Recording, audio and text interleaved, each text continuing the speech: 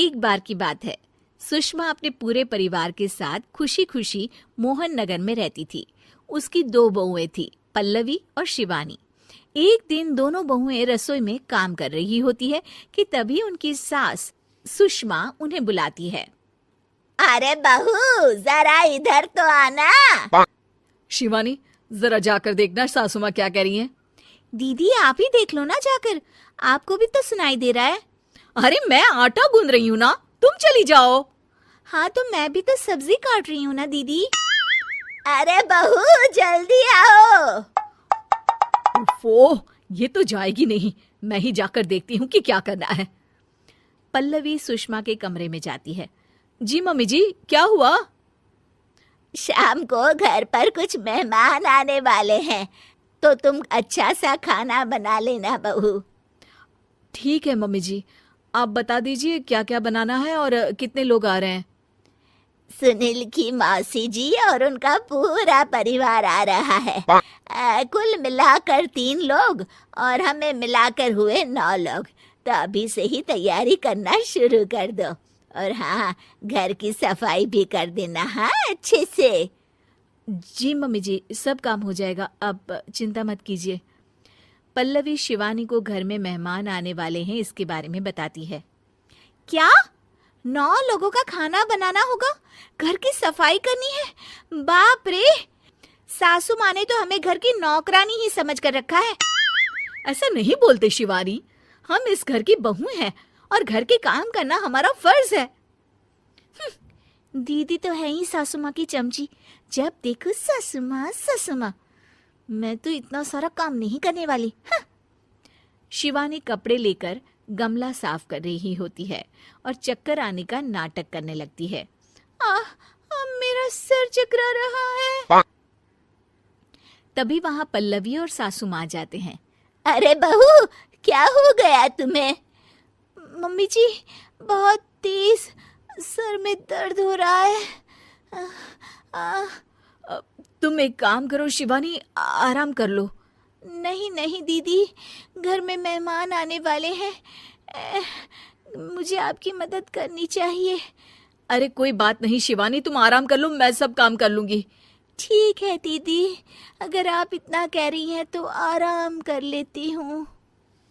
शिवानी आराम से अपने कमरे में मैगजीन पढ़ रही होती है। इसे कहते हैं आराम की जिंदगी। इतना सारा काम। चलो सारा काम खत्म हो गया, शिवानी को देख आती हूँ। शिवानी अपने कमरे में ईयरफोन में गाने सुनते सुनते सो जाती है और उसके साइड में मैगजीन भी रखी होती है। पल्लवी वहां आ जाती है और वो सब देखती है। ओहो, तो मतलब सब काम चोरी का बहाना था। अभी बताती हूँ इसको। घर का सारा काम मुझे करना पड़ा और ये महारानी यहाँ मैगजीन पढ़ रही है, गाने सुन रही है। पल्लवी रसोई से एक प्लेट और चम्मच लेकर आती है और शिवानी को थाली बजाकर उठाने लगती है। शिवानी अचानक से उठती है। उठ गई महारानी, गाने भी सुन लिए, मैगजीन भी पढ़ ली। तुम तो बहुत बड़ी झूठी निकली शिवानी। तुमने सर दर्द का बहाना बनाया ताकि काम करने से बच सको। हाँ बनाया बहाना, तो क्या करती, इतने सारे काम करती। मुझे कोई शौक नहीं है चापलूसी का। क्या चापलूसी? तुम्हें लगता है कि मैं सारे काम चापलूसी के लिए कर रही हूँ? और नहीं तो क्या। तभी वहां सासू माँ आ जाती हैं।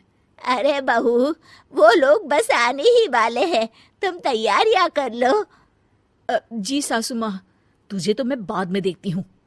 सब खाना खाने बैठते हैं और खाना शुरू करते हैं। तभी सुनील की मौसी बोलती है। वाह भाई वाह, खाना तो बहुत ही अच्छा बना है सुषमा जी, एक एक चीज में क्या स्वाद है। ये सुनकर शिवानी मुंह बना लेती है। उसे अपनी जेठानी की इतनी तारीफ रास नहीं आती।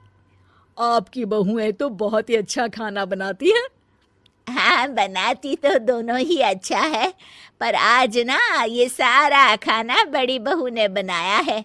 छोटी बहू की तबीयत ठीक नहीं थी, सो इसलिए।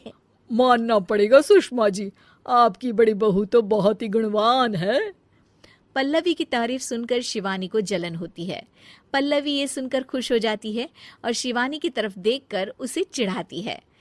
कुछ देर बाद मेहमानों के जाने का वक्त हो जाता है। मौसी जी सबके लिए उपहार लाई होती है। वो सबको शगुन के पैसे देती हैं और अंत में पल्लवी के पास आती है।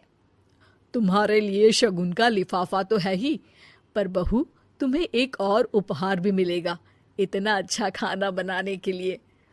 मौसी अपने सोने के कंगन निकालकर पल्लवी को पहना देती है।